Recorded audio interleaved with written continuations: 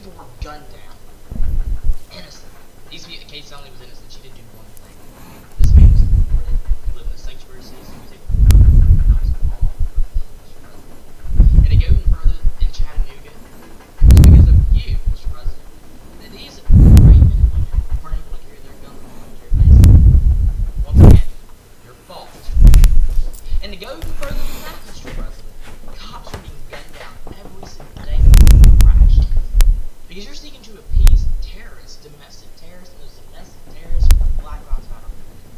And if you think, Mr. President, that I'm going to respect you, how am I going to respect you if you don't respect these brave men and women? Innocent people who've lost their lives because of your incompetence. I'm sick and tired of it. I'm leaving here. Okay, impressive. That is a 12-year-old that went on a rant, expressing his concerns not only with Obama's support for Black Lives Matter, which just the other day had a radio talk show host go out promoting shooting police and Whitey, and then the individual just the other day, he was a follower of the Black Lives Matter cause, and he shot a white officer too. He also chastised him for not being there when cops are essentially shot down, but he's quick to jump on issues like the gay lesbian issue or this young man that was making a clock. Is it tragic what happened to this guy? Yes. Were his rights essentially violated? Yes. Should he get an invite to the White House? I think it's imperative that we invite, I don't know, maybe the family of a slain officer there versus this kid that was mistakenly making a clock. I don't know if the teacher thought, hey, he's Muslim, he's making a clock, he's a danger. I don't know. I don't have the specifics on that. But he articulates some great thoughts, this 12-year-old. I was pretty impressed with that. So, this is Francesco Abbruzzino. This is the Scoop National News Show, fighting the war on bullshit. What I essentially do is I try to cover a lot of the news with my national news site. I try to cover a lot of stuff that's not on the national news channels, the four major big boys out there, major media. But obviously I put some of their stuff up there too because people want to see that. And during this show, though, I try to talk about the issues that aren't being covered with major media. It is a one-man operation. Yours truly. I do the Facebooking, the website, and the show.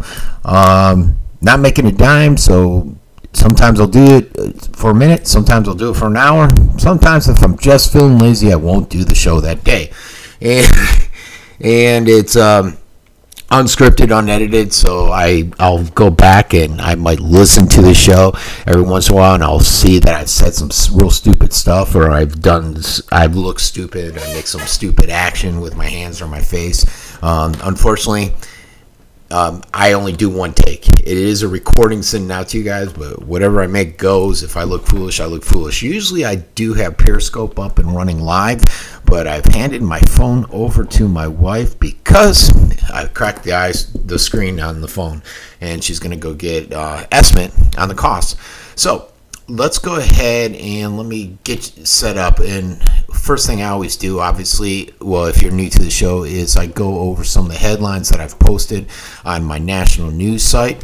So let's go ahead and get started there. This is something I just posted 19 minutes ago. It's about, and it just sounds crazy. I got to read this article because it's just foolish. It sounds like being politically correct gone awry. This lawsuit against an autistic boy, and these idiots are out there complaining that it's driving down their property value. Are you kidding me? That's going to be an interesting story from Fusion, so I'm going to read that. Autopsy on Sydney Gallagher. This is a teenager who died during a dental procedure. This is a video.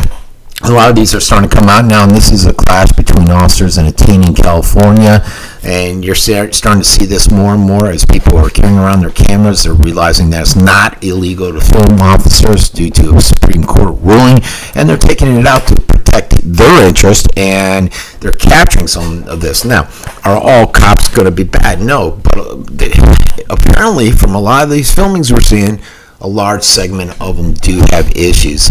And we got here, this was an interesting story. A boy who killed an 8-year-old has been cleared to go back to school. I don't know how receptive people will be to him coming back onto, I doubt it's the same school grounds. I didn't read the article yet. A lot of these I just posted, now it's getting ready to come on the show. Man crashes gate at the Texas airport, and he attempts to steal a jet. Baby Doe sponsored this. I'm going to talk more about, because I've talked about it, where ISIS leaders admit to being funded by the United States. And it's common knowledge out there, but it's just came out by another source, so we're going to cover it. A lot of people just are not aware of the fact that we were training what's now known as ISIS members to go in and fight this proxy war in Syria. And that group evolved into ISIS. And we're responsible for the birth and the continued growth of ISIS. A lot of people believe these mistaken supply drops are us actually trying to supply ISIS, the conspiratorial side. The training of moderate rebels. There are no moderate rebels. And essentially, they, out of the 80, 100, whatever, however many we trained, they were either captured, killed, or they went ahead and went over and joined ISIS with all the weaponry, all the knowledge, and everything that we provided them. So, a lot of people are starting to question, what are we doing there? 3 ISIS drones destroyed in Iraq. It was buried in some paperwork, and that's from the Weekly Standard, and you'll see it where they said, hey, we got to go in there and this is our target. Let's see. This is a Georgia teen that blasted the White House. I did put that on the wall. And in Syria, you're starting to see the Syrian army utilizing the weaponry, the tanks and etc. that Russia has started to supply them with. And this is an article by Fox News covering the fact that their weapons are now there and that they're being used. The son of the Illinois cop who died, this is a guy that was killed just the other day by a Black Lives Matter member and someone that was following Michael Brown. He died on duty. He says his dad did not commit suicide, as many people are trying to state. Scientists confirm that certain tableware makes you eat more. Amazing. Okay, the refugee crisis, it's really getting extreme there. You had Croatia come in, and they said, that's it, we're shutting our gates. You know, what happened is Hungary shut their gates. They wouldn't allow anyone else, and they fenced off their border. And so the people started rounding around them and going into Croatia. Well, Croatia was taking as many as they could possibly take, and now they're just being overwhelmed. And they're not sure what to do anymore. So they're starting to seal off border points. There's another article I didn't put on here because I'm trying not to just flood the page with migration stories. But they tried putting a bunch of the migrants on buses and shipping them over to Hungary. And is this giving rise to the extremist groups? If you know that area, the Hungary area, Austria, the Czech, there are some extremist elements there that do not want these migrants in the area. And we're going to start to, right now you're just seeing it because you're hearing about it with all the influx of people. But when it starts costing these countries money, you start seeing some crime issues going up. And you start seeing a lot of the variables that come with this increased migration of such significant numbers. You're probably going to see more and more of the right-wing parties stepping up and probably getting a lot more support. And let's see. This guy is about, I saw this on the news actually today. It was about a boy who helped rescue some kindergartners. The bus tipped over. Fortunately, everybody survived, but the water was really murky. They couldn't really see. The cop said he was trying to fill around, and he didn't know if it was a backpack or a kid. And fortunately, everybody was safe from there, so it ended well. Political correctness here. Virginia students suspended after protesting the Confederate flag ban. Actually, they had about 22 students that were arrested for wearing a Confederate flag symbol, such as something like this, on their shirt. Why? Political correctness run amok, folks. Pope Francis, Cuba's Castro says, "Oh, he's turned me around. I've seen the light and I've found religion." This was just, it's not the video, it's actual pictures of them throwing a gay guy off the roof. And it's not the first time. They've done this several times. And what did Cindy put up here? First, how do you know this for sure as a young man were indeed gay? Did he catch them in the act? And are you for real that the townspeople, including kids, cheer them on? I guess she's not buying it. But, you know, I've seen videos. Like I said, I haven't seen a particular video on this one. But I've seen the videos where they've been filming. The ISIS group essentially is coming out stating that they were found to be gay, and they threw them off the roof. So it's not too far-fetched with this one. Drug-resistant super gonorrhea sweeping through England. They say sweeping through England, but when I read the article, I think it was 15 or 16 people. That, in my mind, is not sweeping. It is alarming. It's something that should concern people, especially since it's drug-resistant. That's let's see, income inequality. Rich Democrats don't care about the problem more than rich Republicans, and that's essentially true. They're the same party. You can call yourself a Republican, you can call yourself a Democrat. All these politicians have the same agenda. It's to appease their backers and working towards power, not to help the inequality. They could give two craps about people and income inequality, folks. That's why we're in the boat we're in now. We're going to play that video later. It talks about something I wrote an article on. I haven't written an article in a few days. I have to write another one. I've had a brain block. But this guy is essentially talking about spreading extremism through migration, so that they can migrate throughout Europe and breed these individuals or grow their ideology to conquer other countries. So we're going to play that for a little bit. DNA, could it help you sleep? Milk, some of the amazing things that happen to your body when you give up milk. A lot of people, you've always been sold by the government that milk's good for you. That's not always the case. Complaint filed, this jaywalker was roughed up by police. That was an interesting video. These poor individuals, the lady was kidnapped and raped, and the police in the city all said, oh, it's a hook, she's lying, it's never happened. Lo and behold, it did happen, and now she's suing them, and rightfully so. I say kudos to her. How about this one? A New Jersey casino says they can, I think it was a panel, the panel ruled that they can tell these cocktail waitresses, they can regulate their weight. Sounds like an interesting job there, huh? Marines basically came out and said, look, combat jobs are closed to women. They aren't as good as men out there in the combat field. There's some truth to that. Look, I think the Army Rangers just had 2 out of 20 girls fall through and complete the training. So, what is that, 10%?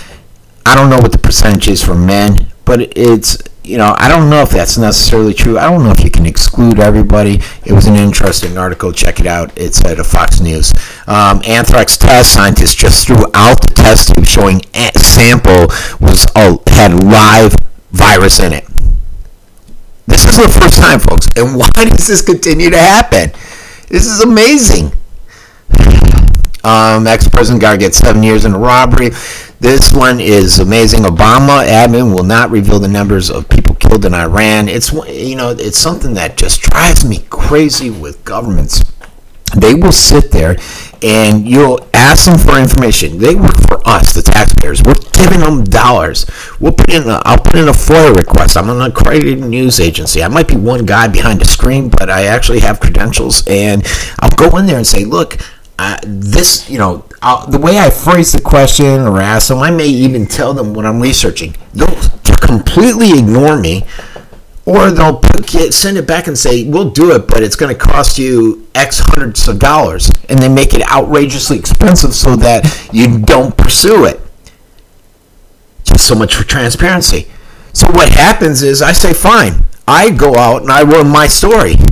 And generally, if I'm asking for this information, I'm sitting there trying to justify maybe a city's actions or to build their side of the story. I might ask them, the other day I asked the school board for a quote on something that happened. The guy just totally ignored me. So what do? Well, they're not responding back. So I write a one-sided story that has the information that I've uncovered, and I'm unable to tell their story, so they look foolish. And I just don't understand why these governments are so ignorant in that regard. And the whole transparency thing, too. How transparent do they look? And we just had a local one, Northport here. They just said, oh, we're raising the cost on public records requests, and we're going to take longer to do it. Why do you think they're doing that? Transparency again, folks. They're so bad, though. Some guy, there was an issue with the police department. I can't remember exactly what it was. A person did a FOIA request, and the police department sued the person for a FOIA request. That's how bad it is down there in Northport. All right. Got grounded for playing a Molly Cyrus tune. Oh, my God. Political correctness. This was bad, just happened today. Taliban kills 17. I think it's actually up to 21 now at a Pakistani air base. Obama is preparing to ease the Cuba embargo. That's going to upset Rubio and some of the other Cuban people with a Cuban background. So this was an interesting story we'll touch on a little bit, where the State Department is saying that they wanted Hillary to destroy Benghazi emails. This was all brought up from a FOIA request, which I'm going to get into. Croatia shuts down their Serbian border. The big news everybody's upset over is because somebody essentially said that Obama is Muslim, and Trump did not correct him. He said he'd look into it. So now the liberal media, major media, is all in hysteria over it. It's simply amazing. House is going after Planned Parenthood, probably from a lot of pressure. Finally, John Bonehead Boyner's doing something. That guy's an idiot. He needs to go. What else? Gosh, lots of news came out. This is all just today, folks. States moved to ban fetal tissue from medical research after the whole Planned Parenthood stuff came out. And that's essentially it. The rest is all out there from last night. What killed the black progress? Some interesting stories about the rate change. The EPA not being transparent on the doctored videos that they put out. Oh, gosh, what a surprise there, right? FBI, Dylan Wolf's friend has been arrested in connection with that whole event. And how about this? Guantanamo Bay detainee has been sent home to Morocco, but nobody knows where he is. Nobody's heard from him. He's just disappeared into thin air. Senate tried to derail the Iran deal, and I tell you what, folks, I don't have this on my agenda to talk about, but more and more details are coming out about this. It was a bad deal before it even got started, before they even voted on it. They would not let any of these senators, Republicans, read all the documentation. There was specific international documentation that was not included in there that dictated how this treaty was, the direction it was going to go in. Lo and behold, we find out they do this vote. And without reading the documents, once again, freaking moron politicians. So then the uranium, Iran comes out and says, oh, what a surprise, we have like 20 times more uranium than we told you. Big woo, we didn't realize that. Then, and that's, I'm only going to cover two of the issues. There's some other stuff that was uncovered. Today they're just reporting, or I think it was last night, that we cannot seek any actions, any what is it called? Any bans, import-export bans or anything like that, sanctions against Iran due to their actions of growing their nuclear capabilities. And the way it's essentially titled is, we're screwed. We have no diplomatic action if they're violating the treaty.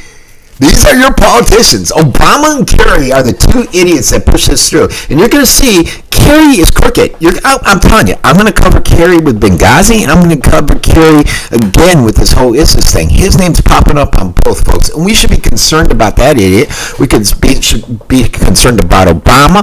And it's not just the freaking Democrats, folks. It's the Republicans. These neocon idiots over there, the Boyner, the McConnell, not reading the bills, passing the bills. What is wrong with these people? We need to get these damn politicians out of office, and that's why people like Trump and Farina are excelling right now. People are sick and tired of it. I tell you what. All right, so that's enough on the news. This was interesting. In vitro human sperm, development of it in a French startup. that just came out. Widespread fraud at the U.S. Census Bureau. What a surprise. Nobody did expect that, huh? Okay, so those are some of the stories you can see out there. Let's get you back to my screen. All right. That's basically a summary of the news. Now let's go into some of the stories that I wanted to opine on. I got some of my documentation already pulled up. I think first we're going to start off with this quick video. It says just over 4 minutes. I don't think I'm going to show it that long. It's going to touch on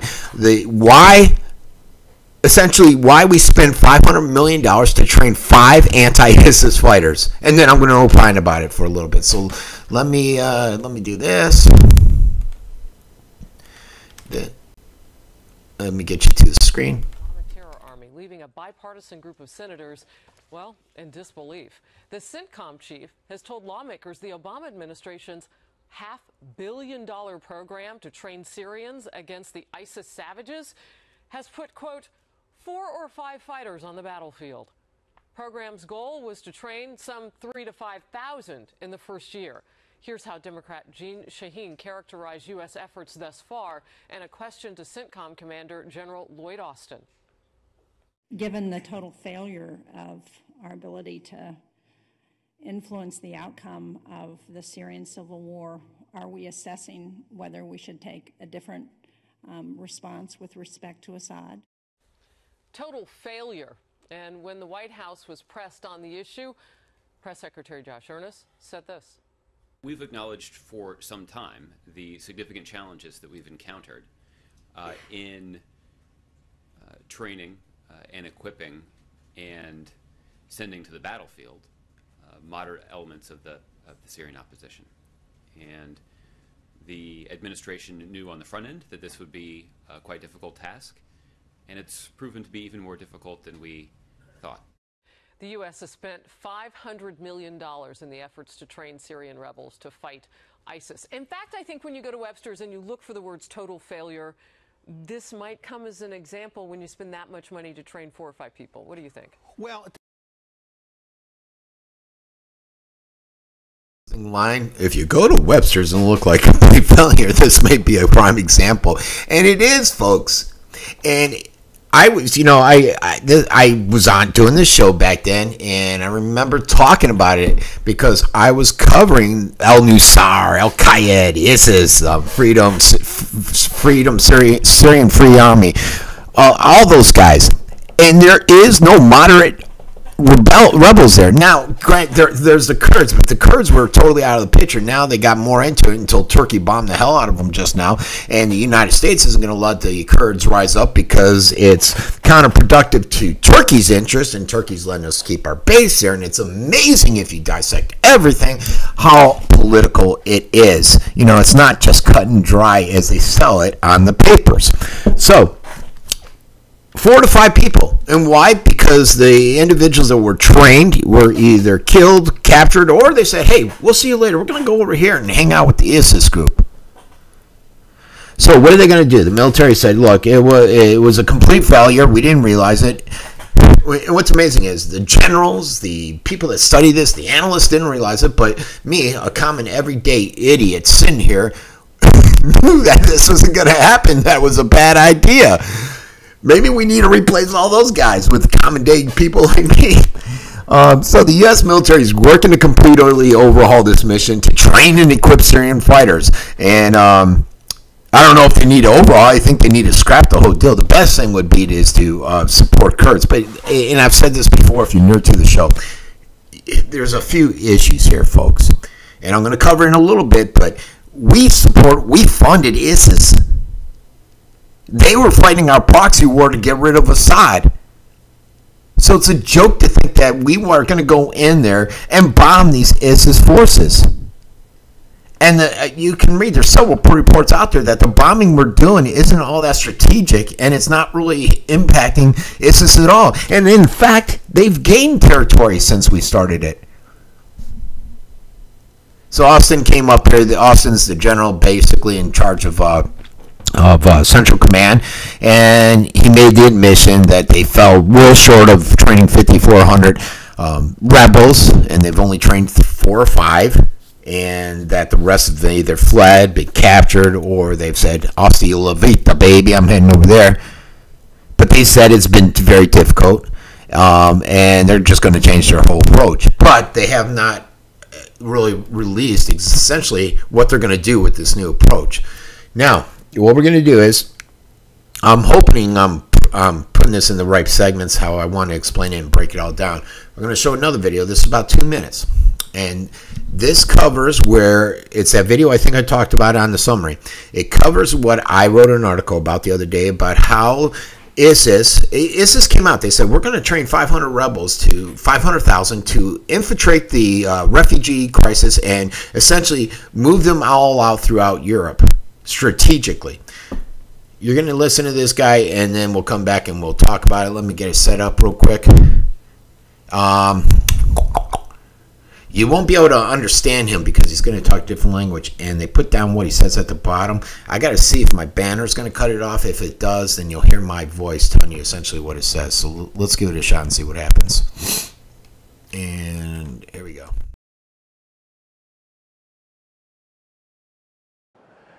يريدون لنا العذاب، يريدون لنا المهانة. لن يرضى عنا اليهود ولا النصارى، ولن نتبع ملتهم، وسوف يرتفع عنا ليل الظلم هذا، وسوف ندوسهم قريبا بإذن الله. ألمانيا ليست ألمانيا الحنونة التي تريد اللاجئين من سوريا والعراق ومن لاجئين فلسطين في الشام وفي غيرها. إنها أوروبا التي شاخت وهرمت وتريد طاقة بشرية، ولا أقوى من طاقتنا البشرية نحن المسلمين. أمة الإسلام، الألمان يقولون في تقاريرهم الاقتصادية يحتاجون إلى 50,000 من الشباب الأيدي العاملة، ووصلهم الآن 20,000 ويريدون 30 وأكثر ليعملوا في مصانعهم. وليس شفقة وليست رحمة للشام وأهلها ولاجئيها. كذلك أوروبا كل أقطارها كلهم تقطر قلوبهم حقدا على المسلمين، يتمنون لنا الموت، ولكنهم فقدوا إخصابهم ويبحثون عن إخصاب عندنا. سنخصبهم وسوف ننزل وسوف ننجب منهم، لأننا سوف نفتح بلادهم رغم أنوفكم يا أيها الألمان، يا أيها الأمريكان، يا أيها الفرنسيون، يا أيها الطليان، يا كل من على وزن الطليان. خذوا اللاجئين، سنطلبهم منكم قريبا باسم دولة الخلافة القادمة، وسنقول لكم هؤلاء أبناؤنا أرسلوهم أو نرسل لكم جيوشا.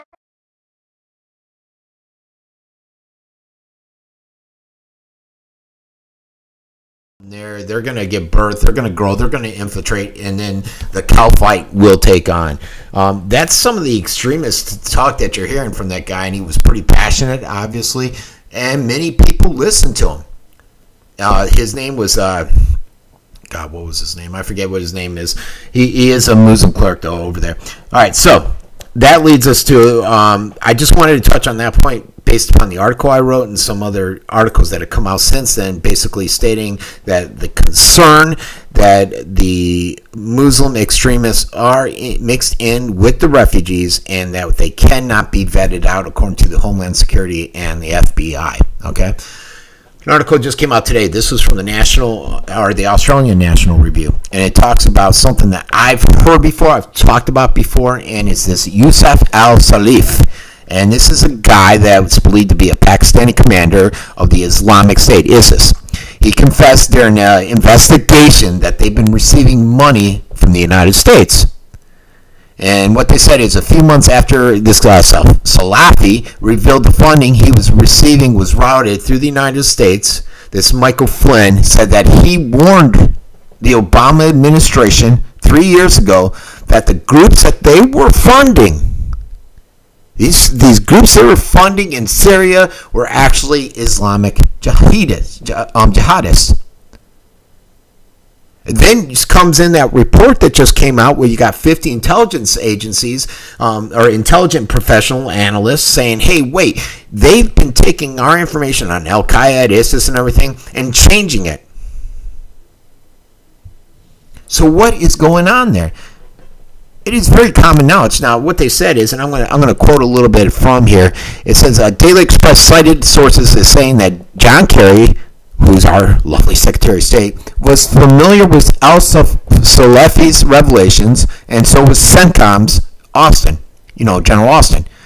Al-Salafi confessed he was recruiting people with a Pakistani compliance to send them, or a Pakistani accomplice to send them to Syria, and was receiving around $600 per person. I reported when I heard this originally it was $400. That's what we were being told. A recently declassified 2012 document shows that Salafists, the Muslim Brotherhood, and Al-Qaeda were listed as the major forces driving the insurgency in Syria. The documents also revealed that the West, Gulf countries, and Turkey supported the opposition, while Russia, China, and Iran support Assad.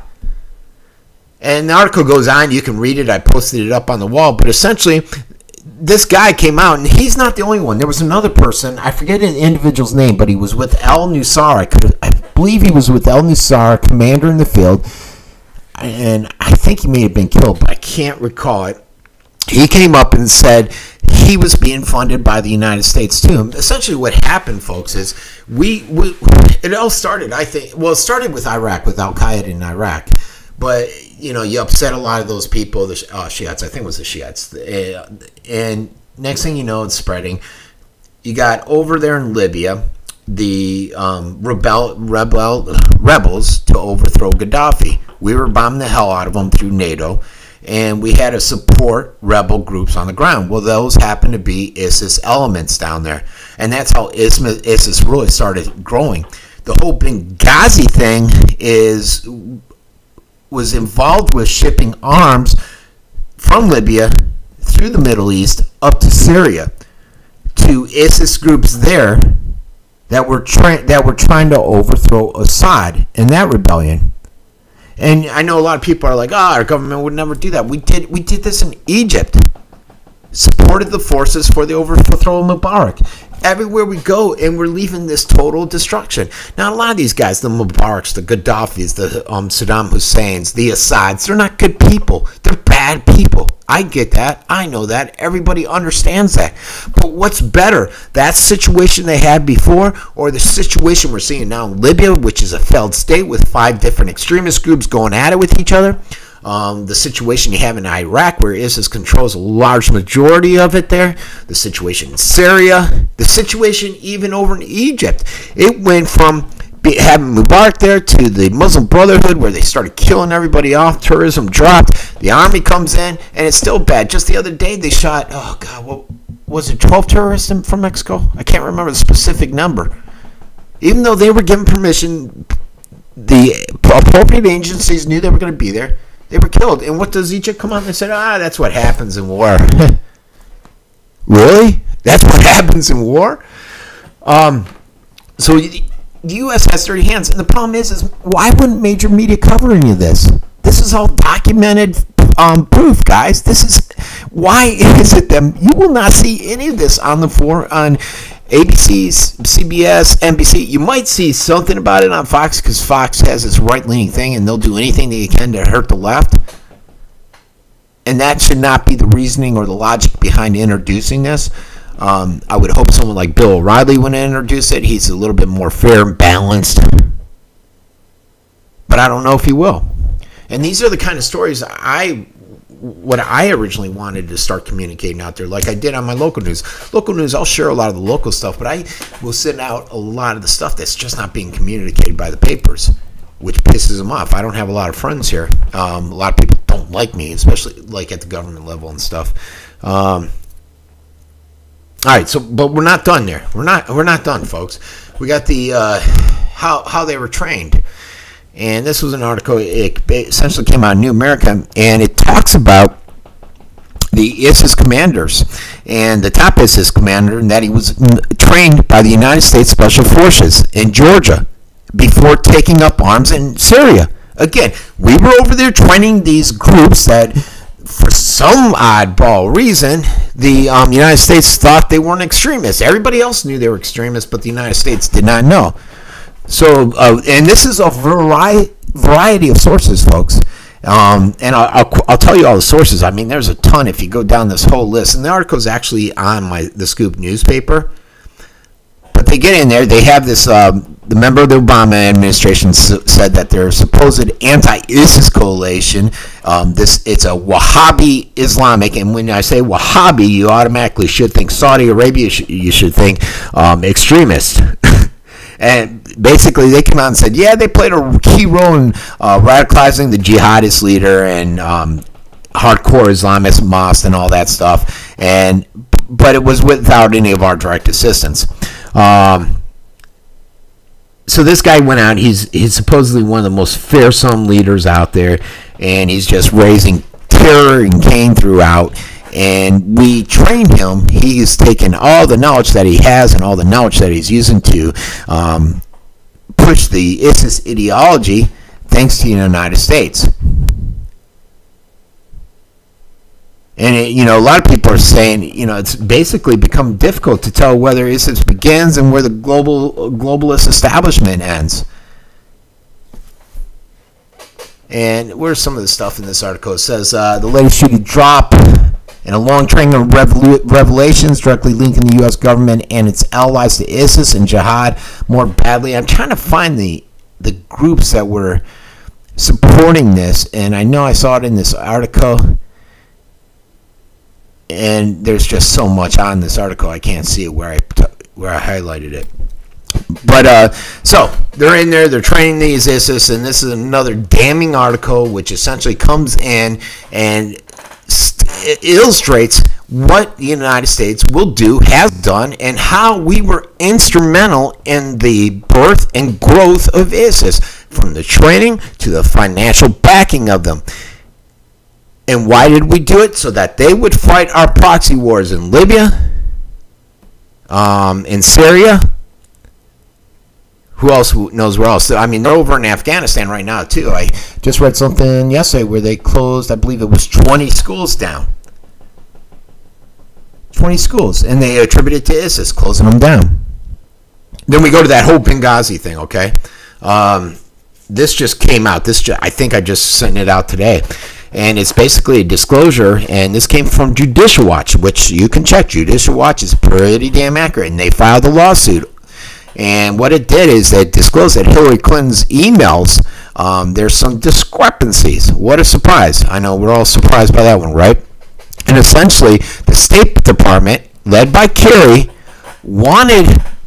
asked her attorneys to destroy all the Benghazi classified information revolving around the terrorist attack. But the attorney, David Kendo, who's Clinton's attorney, refused the request, which was a smart thing to do. And he cited that, hey, we can't do this. We got a congressional investigation going on right now. We're told to preserve our records. We just can't do this. But this is the latest revelations that come out of this lawsuit that Judicial Watch, it's a watchdog group, has filed. And why they filed this? Because they came up with gaps, which were totaling about 5 months in emails sent and received by Clinton on the private server that weren't there. So, I know Clinton's attorney, David, is saying, we said, no, we're not going to destroy them. But then, where are they? There's this missing gap. Where did those emails go? Which is a question. Did Kerry take another route to ensure that it was done? Did David say, hey, we're not going to do it just to look good in case that documentation was ever found, and in the back door they did it? I don't know. It seems a little strange. But what's even worse is that John Kerry's State Department is asking these guys to destroy these Benghazi records when he knows Congress is investigating it. I mean, it's ludicrous. It's a cover-up with criminal implications. And you got to ask, why? What was John Kerry's State Department thinking when they asked Clinton to do this? So you can read that whole article. It's who put this out? It is on my page. It's by WND by Garth Kant, pretty good writer, and it's titled "State Department to Hillary Lawyer Destroy Classified Benghazi Emails." So check it out for yourself. You decide. I like to give you the information. You decide if you want to believe it. You don't want to believe it. Many on the left will say it's bullcrap. Many on the right will say, "Oh yeah, that happened." The middle is up to you guys to try to bring these two goofballs together, the right and left, because they're all one-sided. I got to sit there and believe it was through a lawsuit, as a FOIA request. The documentation all came out. I got to believe it's accurate. But, I'm not stuck in that right-left ideology. All right, you're going to see a picture come up that you saw in the beginning with some music. It'll give me about 30 seconds to pull up some other documentation, get a quick drink of water, and I'll be right back.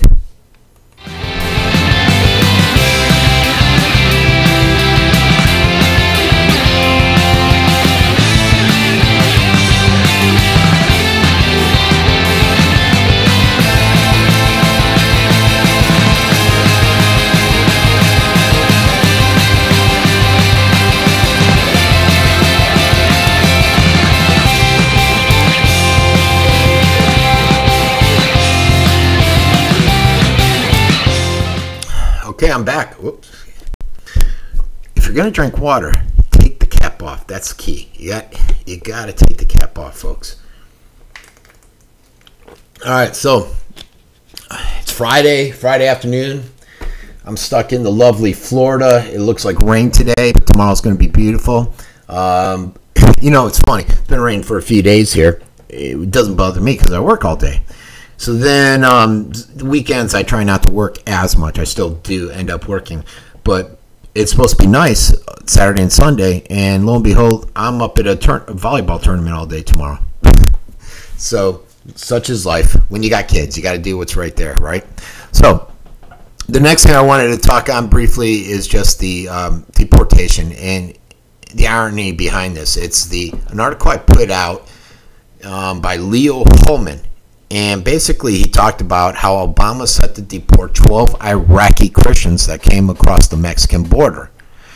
And the irony behind this is all the Syrian Muslims that they're letting in. And you can even reflect back on that 12-year-old's rant in the beginning where he was talking about Obama's essential love for the Muslims. Here's another issue. He's letting all these Muslims in, but he's quick to export the Christians. And why? 27 Iraqi Christians. He's going to send them back home. They've been essentially held up in ICE detention for the past 6 months. Yeah, and unlike South Americans, he detains these guys while they're here. He doesn't let them go anywhere to a host house or someone they may know. No. He holds them, locks them up because he doesn't want them to be able to stay here. But they've been ordered to deport them. And, here's the issue, folks.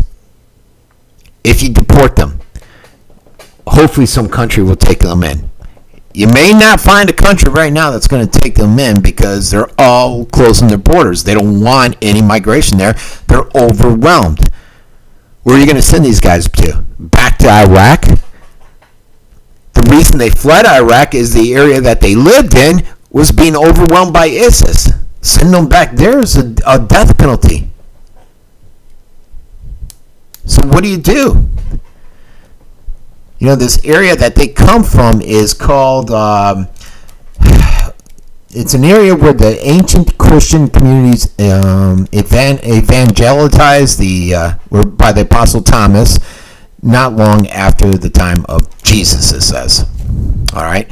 And basically Al-Qaeda came in there, and right now the Christians, the only place they can go is to the Kurdish areas up to the north, and that's their only safe harbor. But if if Europe won't take them and they can't get a place in the Kurd-controlled areas of Iraq, what are they to do? They've been fleeing there. They've been fleeing the persecution at the hands of the Islamic State. because they refuse to convert to Islam. If you don't convert to Islam, you get your head cut off. Your wife and daughters, they become sex slaves. You're forced out of your house. You're basically treated as scum on the streets. And a lot of people feel that Obama is just targeting Christians. You know, it's almost like a FOIA request, guys. I was explaining that whole FOIA thing. And if the government doesn't communicate and there's no transparency, you put out your information. And it's not always going to be pleasant because you don't know their side of the story. Well, that's the same here. Obama doesn't really put out the information, so a lot of people run with he's a Muslim because of certain things. He speaks Arabic great, he does this, he does that, all that good stuff. And they don't realize that being transparent would actually probably help the whole situation. But they'd rather hide and not be open and tell everybody everything, which is disturbing. I just don't understand why these politicians do that crap. What have we been? It's been almost an hour. I'm trying not to go over an hour. We'll cover one more issue because this other thing I wanted to talk about a lot on, so we'll cover that on Monday. The power grid. I've been following the power grids, as you guys know. I think I talked about it the other day on the show when these lines were severed. And nobody really knew why these fiber optic lines in San Francisco were severed. They thought maybe some idiot was out there doing something, and he cut off these fiber optic communication cables. They're checking into it now, and Homeland Security and some terrorism experts have been sounding the alarm that there's that this is possibly a dry run. And they've always had concerns ever since the attack I think it was outside San Diego on the grid there. About a year ago, they put out a notice that if these 9 grids were hit, we would lose all essential electric power in the United States, and that we needed to upgrade them, but nobody followed through with that. I shared my story about the nuclear plant at Calvert Cliffs, how once I showed a video on here about 7 months ago of a guy driving right up within a half a block or a block of a nuclear reactor, no security, nothing. Back in, I explained how when I was in the Navy, I was right there and I couldn't even get on that base, and that's how much the security has changed there. Well, now they're coming out and they're saying this fiber optic cut in Livermore, California was deliberately severed, and that it may have been a dry run, and it's similar to attacks on infrastructure's backbone of the internet in California that have taken place before. So now they're a little bit more concerned about it. And then this story goes on to opine about the ISIS threat to our power grid. And they talked about how a leaked U.S. Federal Regulatory Commission report, which is the one I was referring to in March, discussed how a coordinated terrorist attack on 9 of the nation's 55,000 electric substations, I call the grid substations, could provoke a coast-to-coast blackout, just these 9 locations. They called for X amount of millions of dollars to increase security, make it less vulnerable, and it just fell off. I never heard anything about that anymore after that. Now, they also talk about this guy Pry, and what he says is he pointed out that specifically about the possibility that ISIS is hiring Mexican extremists, such as the Knights of Templar drug cartel, to come in and take action against the electricity, and they could be using these third parties to do their dirty work. So, would it be that hard to do? Would it be that difficult to join up with the Knights of Templar and come in and destroy grids, to do stuff to our infrastructure, to take action? Think about it. No. The Mexican cartels, the Mexican mafia is all over the place here. And I tell you what, their approach is very similar to ISIS. Maybe that's an article I should write on. And think about it. They're essentially spreading out throughout the United States, integrating them into our communities. It is a concern. It is a danger. All right, so we're going to cut the show short. I did want to talk about some other stuff. I have like 5 other things. We're going to end it, though, because it's almost an hour. And we'll be back on Monday. This is Francesco Abbruzzino. Remember to go to thescoopnationalnews.com. It's right there on my banner. If I could put my pen above it, right there. Scoopnationalnews.com for all your stories. Share it like crazy so that we can continue to fight the war on the bullshit that's out there. I'll talk to everybody on Monday.